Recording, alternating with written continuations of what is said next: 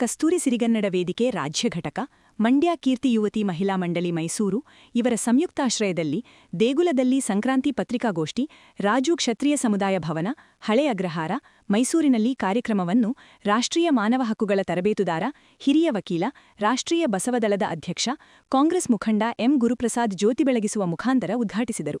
ಸಂಕ್ರಾಂತಿ, ಮಕರ ಸಂಕ್ರಾಂತಿ ಜನವರಿ 14ರಂದು ಆಚರಿಸಲಾಗುವ ಒಂದು ಹಬ್ಬವಾಗಿದ್ದು, ಸೂರ್ಯನು ಧನುರಾಶಿಯಿಂದ ಮಕರ ರಾಶಿಗೆ ಪ್ರವೇಶಿಸುವ ಖಗೋಳ ಘಟನೆಯನ್ನು ಸೂಚಿಸುತ್ತದೆ.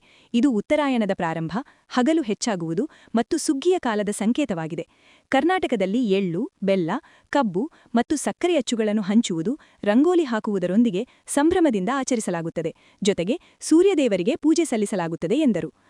ಮಡಿಕೆ ಮಾಡೋ ಸಂದರ್ಭದಲ್ಲಿ ಅವನು ಕಾಯಕದಲ್ಲಿ ನಿರತ ಆಗಿರ್ತಾನೆ.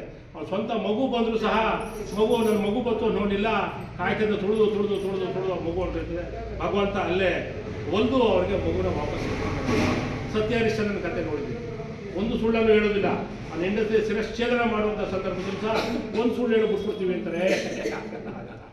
ನನ್ನ ಜೀವನ ಪೂರ್ತಿ ನಾನು ಹೋದ್ರೂ ಪರವಾಗಿಲ್ಲ ಅಂತ ಅವ್ರ ಹೆಂಡತಿ ಶಿರಶ್ಛೇದನ ಮಾಡೋ ಸಂದರ್ಭದಲ್ಲಿ ಶಿವ ಪಾರ್ವತಿ ಪ್ರತ್ಯಕ್ಷ ಆಗ್ತಾರೆ. ಅವ್ರ ಹೆಂಡತಿ ಉಳ್ಕೋತಾರೆ ಅಂತಕ್ಕಂಥದ್ದು.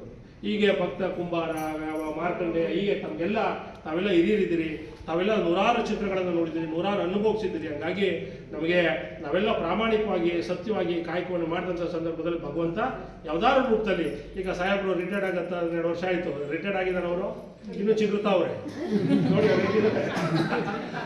ಈ ಹುಡುಗರೆಲ್ಲ ಇನ್ನೂ ಮನೇಲಿ ಮಲಗವ್ರೆ. 12:30 ಎಷ್ಟು ಟೈಮು, 12:20.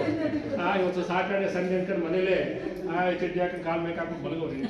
ಈಗ ಅವ್ರನ್ನ 4 ದಿವಸ ಬೇಕು ಹೇಳ್ಸೋಕೆ ಹೇಳ್ತಾ ಇಲ್ಲ. ಪ್ರಾಸ್ತಾವಿಕವಾಗಿ ಮಾತನಾಡಿ ಸ್ವಾಗತ ಕೋರಿದ ಕಸ್ತೂರಿ ಸಿರಿಗನ್ನಡ ವೇದಿಕೆ ರಾಜ್ಯಾಧ್ಯಕ್ಷ ಪೋತೇರ್ ಮಹದೇವು, ನಾವು ಹಲವಾರು ವರ್ಷಗಳಿಂದ ಸಂಕ್ರಾಂತಿ ಸಂಭ್ರಮ ಕಾರ್ಯಕ್ರಮವನ್ನು ರಾಜ್ಯದ ವಿವಿಧ ಭಾಗಗಳಲ್ಲಿ ಆಚರಣೆ ಮಾಡುತ್ತಿದ್ದು, ಇಂದು ಮೈಸೂರು ನಗರದಲ್ಲಿ ಆಚರಣೆ ಮಾಡುತ್ತಿರುವುದು ಸಂತೋಷ ತಂದಿದೆ ಎಂದರು.